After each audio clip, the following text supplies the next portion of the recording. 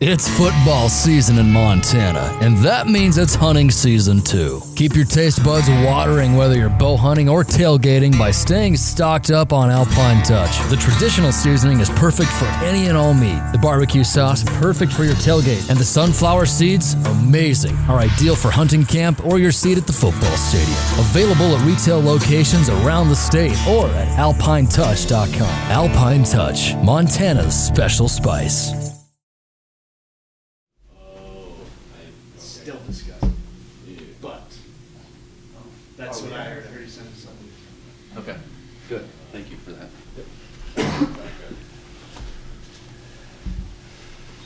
All right.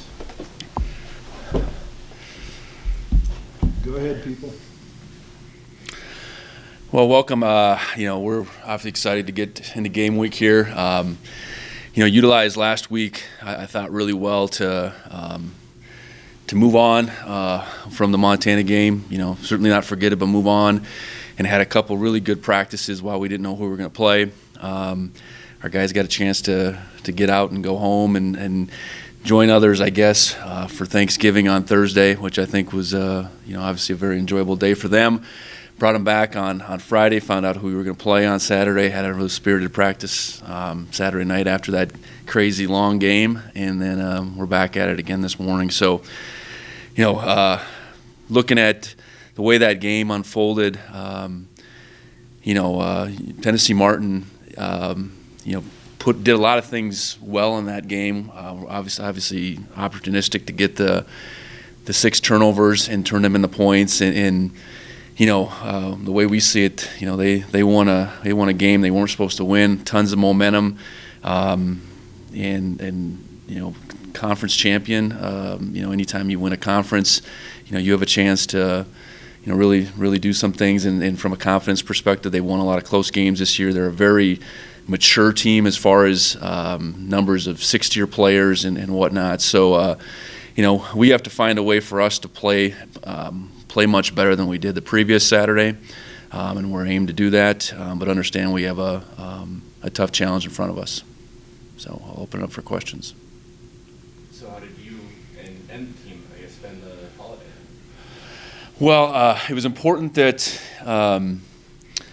everybody had a place to go, but did not want to make it an obligated thing either, because we had the ability to take that day off. So yeah, I think by and large, everybody went their separate ways. I know, a couple of our Bozeman families hosted some groups, but nothing too crazy. From what I heard, Amandre Williams was quite the chef. He and his fiance hosted a big group. But yeah, I think just getting away. I know the Tuesday before we had a chance to get out in the community and do some volunteer work, which was a real priority when we were given the opportunity. And I think our guys really enjoyed that opportunity to get out for a couple hours. And it was the food bank, it was Habitat, the warming center. I think we had a chance to really hopefully make an impact in our community that day. So yeah, it was a chance to just relax, I guess, and spend time with loved ones. Okay, you smoked a turkey, is that right? Yeah. It turned out quite well. Yes, thanks for noticing. Specifically, or was it from I actually did it. Yes. Yep. She did everything else. We had a really good meal, so it was good.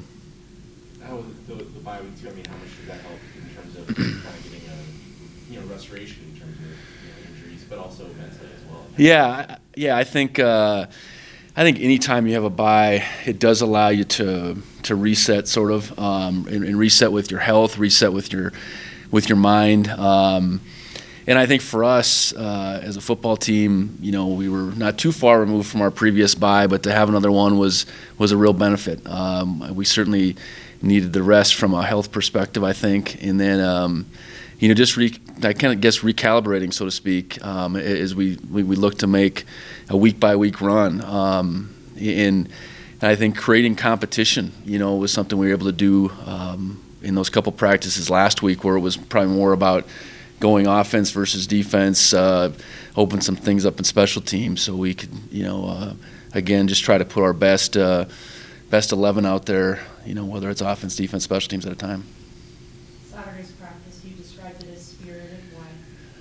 Well, we had a nice night for one, because we didn't end up practicing until 6 o'clock, and it was, the game I believe didn't finish till 20 to 6, and started at 2, and it was obviously back and forth, and you're waiting on that result to know who you're going to play, and the practice was going to be dedicated towards that new opponent. But yeah, our guys had a good energy. I think once you know your direction with just about anything, I think you're taking that jump forward. So yeah, our guys enjoyed the night, and we had a good hour practice, and we were able to follow that up this morning. Any specific players stood out to you about UT Martin? I know Dan, you pointed out the running backs. Yeah, running backs, for sure. A good combination. They're a little bit different than each other. I really feel like quarterback-wise, we don't know exactly. We're going to see, the conference player of the year, and and Howard was there on the sideline, not dressed, but I think we got to anticipate that he could play.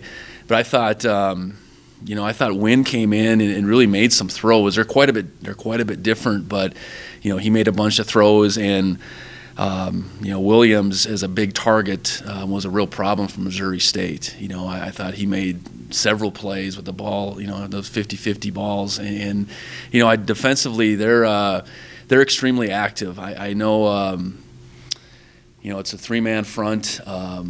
They move quite a bit, they disrupt quite a bit, and it probably different than the multiple front teams that we've seen this year.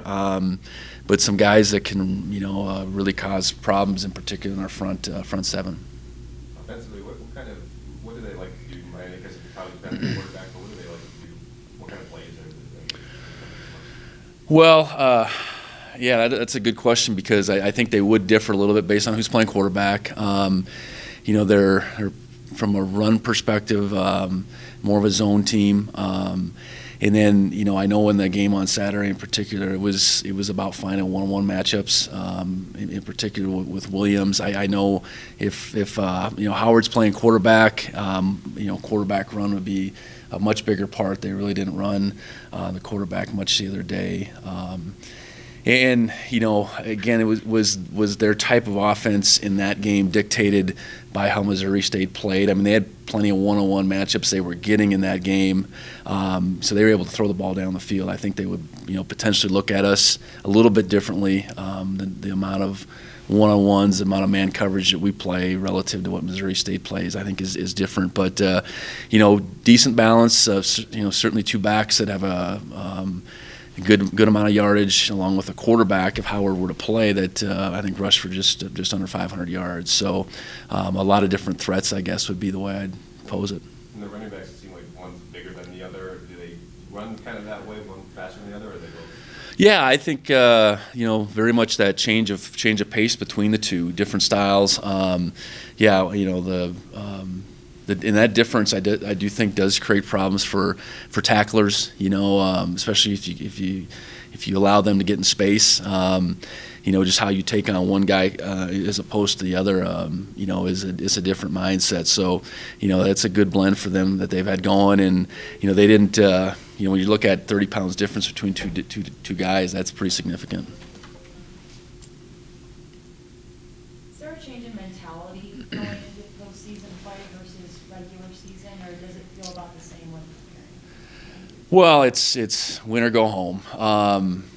So I don't, preparation, our model, you hope you develop a pretty consistent model of how to prepare for your game on Saturday. I certainly hope you leave it all out there every Saturday we play. But the finality of it, with the result, I suppose creates a little bit more urgency. But in all likelihood, I think we have a pretty mature team that, I think has gone about our business pretty consistently. And I know last week was different when you don't know necessarily who you're going to play. But now that we know our opponent and we're in a game week, it's very much the same. I think that competitiveness that we're consistently trying to find, who's going to go out there and compete the best. Last week did give us some opportunities to maybe look at a little bit of that. In particular, I think special teams where, I think we struggled more in special teams than any other game that we had to this point. And so we need to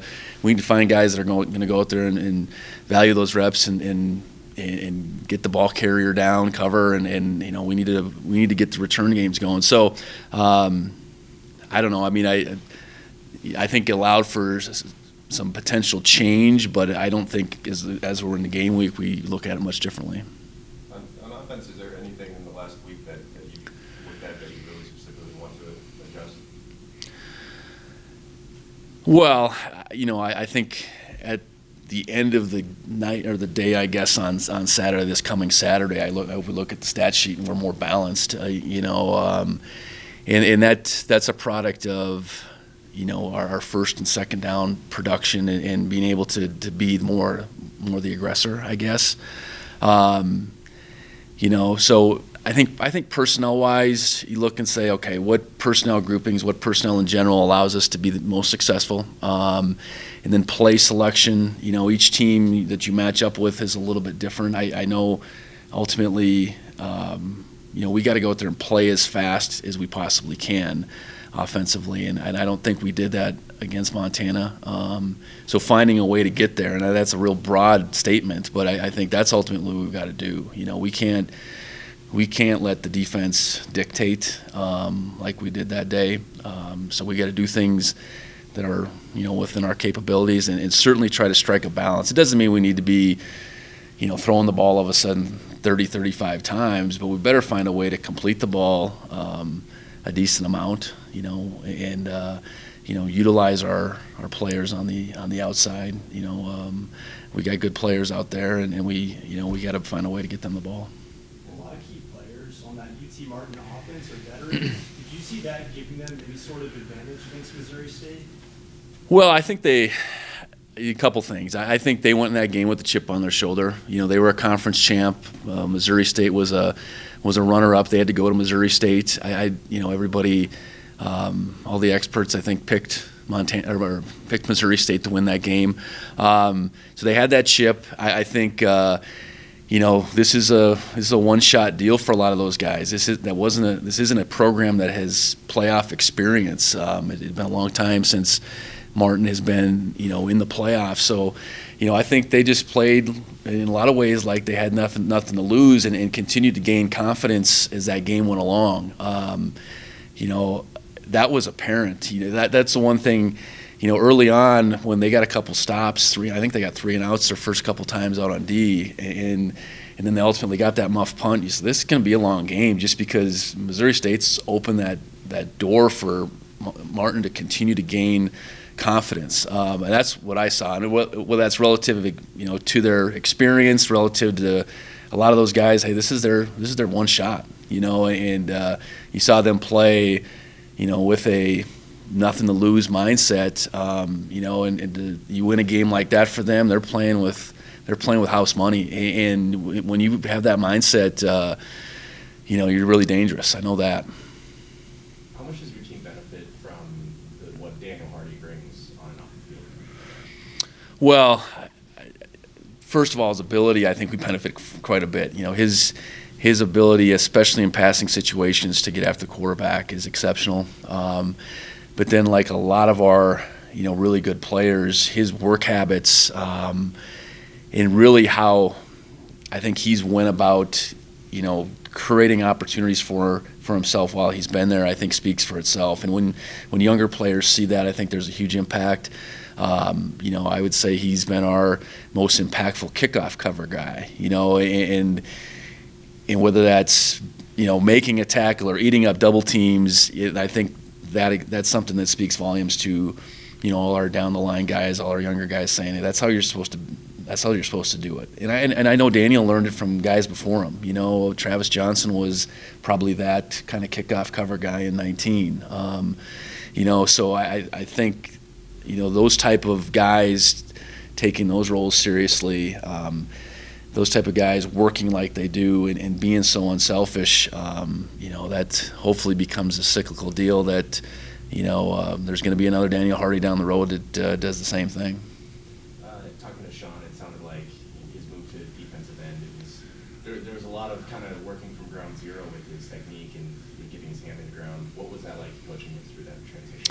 Well, I think first off, he bought into it wholeheartedly. I think he saw it as a great opportunity for him, and to become better, you need to see yourself in that role, really succeeding, and then just work like crazy and be a real student of, not only the big picture but just the finite details of now I'm playing completely different, because he had backed up both Troy and Amandre in those outside backer positions before, and there's hardly any translation from a skill set perspective, and what we were going to ask him to do. And he was one of those guys I thought that had a very good spring in closing that gap, but then could take what he learned in the spring and apply it in those times in the summer when no one was watching, and then I think through the fall just continue to get better and not be complacent at any point in time, even though he had he achieved some early success this fall. He's continued to work. Where I see him really growing is his ability to defend the run, and that's the hard part. I think he was probably born to rush the passer, so to speak, and especially when he got to that frame and that size. But to be able to play the run now, that's a whole different thing. That's training your eyes, that's being disciplined with your gap in our defense, and our D-line coaches have really worked hard with him, both Sean and Adam, to continue, him and Amandre, really very similar situations and playing a different form of that position they were played. So, just, really pleased with him, and I think, we need a bunch of big games out of him moving forward. Any injury updates? Yeah, coming out of that game on Saturday, we didn't suffer anything too significant. I think the week off for a guy like Isaiah was pretty significant. Guys that were out, a TJ session, I will continue to be out. Defensively, we probably got through it pretty healthy, and I'd like to think in some ways could be as healthy as we've been. Ty went down, but I think Ty, even with the week off, if we played last week, he maybe wouldn't have played, but I think he'll be able to go at it. So, I feel pretty good about where we're at health-wise. How have you felt, looking over film, how Rush has done in places? Well, I think he's got to continue to get better. To say that he exactly filled TJ's shoes, I would say that's not necessarily the case, but he's played 6 quarters now, and he's played better within that, and I think he's practiced better, and once you've been out there and the way things work, it works a little faster than you're used to in practice. You practice a little bit different. So I think we've been pleased with Rush, but again, it's there's a task in front of him to keep getting better through this time on the field. Yeah, he you mentioned some nerves before that after his first time ever being there. Did he look it, or did he seem like he kind of settled in? Well, I think the challenging part for a young player like that, beyond the all that's at stake, the physical nature, you're playing out there at tackle, handling the noise. I think that was the one thing that I know he had a couple procedures in that game. But I think as far as his play, once he got going, I do think he settled in. But he's part of a group that didn't have their best day. There's no denying that, and there was a lot of factors that go into that. So we have to find a way to play better up front. Rush is part of that, and will be for the the foreseeable future. At Blackfoot Communications, our mission is to connect people, businesses, and communities to their networks in Montana and beyond. Through Blackfoot sponsorships, local ambassadors, and public programs, we support initiatives such as the Emergency Broadband Benefit, fiber deployments, and community events. For information on our commitment to improving our communities with fast, reliable, and secure internet access, go to blackfootcommunications.com/news.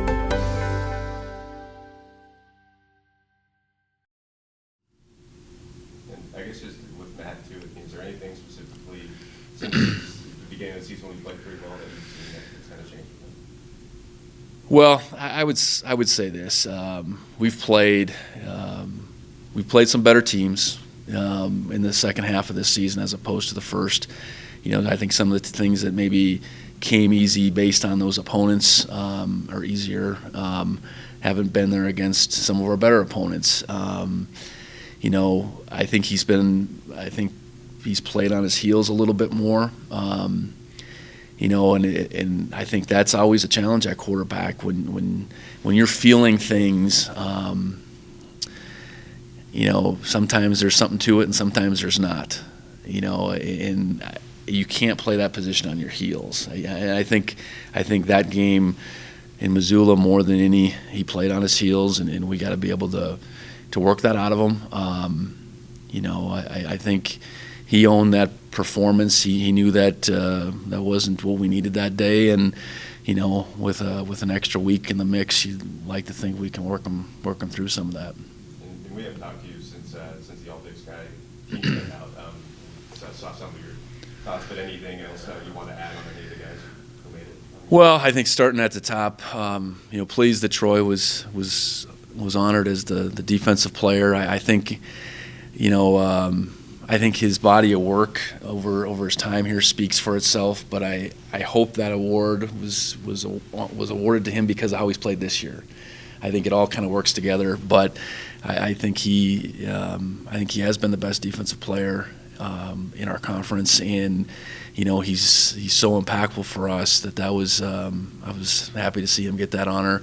I think the guys that got the first team notoriety, so Lance, Isaiah, Lewis on offense, I think very well deserved. I look at Lance getting it as a receiver, and there's a lot of receivers that had numbers in our league, of people that throw more than us. But I think his impact on our passing game garnered him that honor, and I was pleased that way. I know looking on the defensive side, Chase is a guy that other coaches know, and I probably didn't appreciate that till we got in the conference call. So, Chase, Daniel, and obviously Troy getting first team honors, I think very well deserved. And I think the way that it shook out in second and third team, I think in our league, I think happy with what our guys were. You want to get as many guys honored as you could, and I think how it fell, and in a league with a lot of good players, we're pleased about it. Coulter, do you have anything? Yeah, sure. Hey, Coach. Well, first of all, broadly, when you get into the playoffs, it's always going to be a less familiar opponent, but this is a completely unfamiliar opponent as a team that's only ever played one playoff game and never played Montana State. So from a coaching perspective, how do you go about preparing, and how is it different than it is during the normal year or during conference play? Well, like any opponent, you dig into the film. You try to gauge. I think that the harder part sometimes is you're not gauging your opponent against people that I guess that's probably the biggest difference. Our familiarity with the OVC, as a staff, would be somewhat limited. I know Austin Peay came out here back in 19 I think they would have been the champs in that league that year. So there's little familiarity from some of the guys on the staff, and certainly some of the guys on the team from that game. Even my familiarity with an opponent like Missouri State is old. I mean, that goes back quite a few years. So, I think you dig into the film. You certainly try to find common opponents that do things that you do. And when you have 12 games, I think you can find that in the mix of 12 games and see how they attacked similar schemes, and then try to figure out ways you can attack them at the same time. Certainly call around and try to get as much information from colleagues in the coaching community that we can, and get our guys as prepared as possible, and certainly give them the utmost respect. I think regardless of how that game went down on Saturday, who was favored, how it played out, that was the first thing we addressed. We're going to play the winners of this game. And they won because they were supposed to win that day, and they got a heck of a lot of experience. I know that's the one thing that you look up and down. There's a lot of graduates, a lot of seniors on that roster, like I mentioned before, with this one shot, and we got a little bit of that too, and I think that maturity, you end up ultimately getting a team's best, and we have to prepare real well, and it's got to still be about us. I think regardless of who we ended up playing, it's got to be about us putting our best out there, and that's what we aim to do. You kind of touched on it there with the Ohio Valley, but I know that there's certain leagues in the FCS, like the Big Sky and the Missouri Valley, that have sort of identities of the league. I know that that's never always the truth because there's different teams in every league. But is there like an identity or like a style you would say that the Ohio Valley plays? Well, that's a good question. I think this is real broad. I would say it's a more wide open league than it is this physical lineup in two tight ends and a fullback and all that. I think relative certainly to the Missouri Valley, I do think the offensive schemes would probably match up a little bit more collectively with our league. Again, that's a broad statement, but you see certainly more receivers on the field than you do, say, in the Missouri Valley. So, yeah, more wide open. I think athletic. I would say that. And ultimately, you win any league. That's, and they won 9 games in a row, and won some games that were, they were very competitive games, and they found ways to win. And I know they lost that last week of the season without their quarterback, but you string together 9 wins, you're doing something right, and you're finding confidence. And I've read a lot about how they felt going back to fall camp, that this team was special in their minds. This group really had come together so they could do things that this program hasn't done, and they've done that. They won a conference for the first time in a long time, made it to the playoffs for the first time in a long time, and obviously went on the road and beat a really good opponent in Missouri State. So, boy, I went on a tangent there. Not even relative to your question, but I think a lot of respect for them, I guess, and the league, I think doesn't get the respect it deserves. But you win any league, I think you deserve our respect for sure.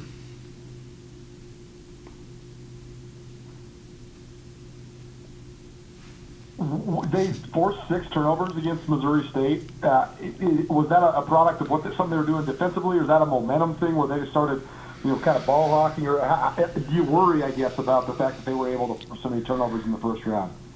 Well, it's something that I think won them the game. I mean, they were +5. And you have 2 special teams turnovers there that give them momentum and give them opportunity, and they got 10 points off of those 2 special teams turnovers. So I hope we could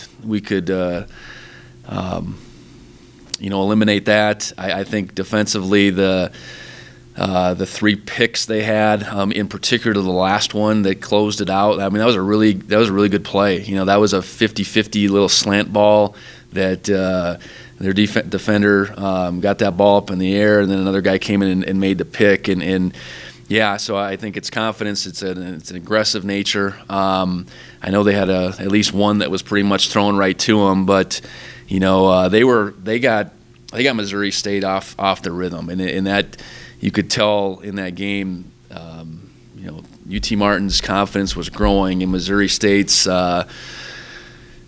I don't know if confidence so much, but I think you're the favorite, and those games go on, and you start making mistakes. I think you press a little bit, and I think that created some of those situations that turnover wise. I'm certain Missouri State's quarterback was the player of the year in the Missouri Valley, so. He made probably some uncharacteristic mistakes that certainly UT Martin gets a bunch of credit for. It seems like every week I'm asking you about some sort of familiarity or crossover with staffs, but it seems like there's almost none on this, partially just because of the regionality of it. But do you by chance have any familiarity or crossover with Coach Simpson and his staff? The only coach that I know is Jay McIntyre. His dad was the head coach at Colorado, Mike McIntyre. So I got to know him. We went down there to visit. Jay was a player down there. He's a young coach, but he's going to be a really good coach. He's the one coach that I know. I think we certainly, as football fans, remember Drew Tate as quarterback at Iowa, but I don't know him at all. So, that's kind of where the familiarity begins and ends. And I know that there's a lot of momentum that goes into a season, but also sometimes the renewal of a season can cause like a sort of a rebirth or a start from fresh attitude. I mean, how do you marry those two things? How do you carry the momentum from a 9-game winning streak throughout the year, but also then don't let the loss at the end of the year hinder you as you go in the playoffs? How do you kind of recapture that momentum from the regular season? Yeah, I think as we sat there at the end of the day in Missoula, there was a lot of pain and hurt, that long bus drive home, but knew that wasn't the end of this story for this team, and didn't have to be. So, keep it as simple as, hey, we're not going to forget that performance, and we got to figure out a way to play better than we did that day, but move on and make this story continue. I think that's the mindset you have to have. It's we knew going into that game that we would have a playoff opportunity. Didn't know exactly what it would be, win or lose. Didn't know exactly how that would play out. We're able to get the seed and get the bye. I think there was a sense of relief there, knowing that we'd have a chance to you regroup a little bit, and I think that's what this team has done. Go back to the basics last week and really have some good competitive practices where we weren't just going through the motions. We were testing guys and seeing who would come out of that a little bit. And I think truly buy into the mentality that everybody's got a shot here, and it went from 24 to 16. We're one of the 16. We want to become one of the 8, and to do that, we gotta play well. We gotta believe in what we're doing. We gotta believe in each other, and I think our team has found that through this last week, and we'll continue to prepare and go out and be a hungry, aggressive team on Saturday. Last one for me, just out of curiosity, what's your perspective on the playoff field and the 24 teams? I know you coached in this thing when it was a 16-team bracket and a 24-team bracket, so do you have any thoughts on just the expansion of it and just the way that it's operating in its current form? Yeah, I think the 4 years that we were a part of it, 10 to 13, it was actually 20. It was when that stretch when it went to 20. And, 4 teams got byes in 3 of those years. We had a bye. We had home field at NDSU. And, I think as automatic bids have expanded, I think moving to 24 was reasonable for sure. The regional aspect, I don't know if I necessarily agree with that. You can pit teams right back against each other, but I understand that that's probably a cost measure as much as anything. But do you get to 8 and you have the best 8 teams because of the regional nature? I don't know. It's not for me to decide. I just know, we got to make the most of our opportunity. We're not in the regional mode so much where we got stuck, and we got to run with it the best we can. So, I do think the 24 in response to more automatic bids was probably necessary. I think 24 probably is a pretty good number. I look at our league getting 5 for the first time. The Missouri Valley had 6. I do think they probably got the teams in for the most part that they were supposed to. And at the end of the day, I'm worried about one of them. So I think, where we're sitting right now, we got to make the most of this opportunity, and that's just one game at a time here with UT Martin in front of us. Thanks, Coach. All right. Thank you, Coach. Yep. Thanks, Coach.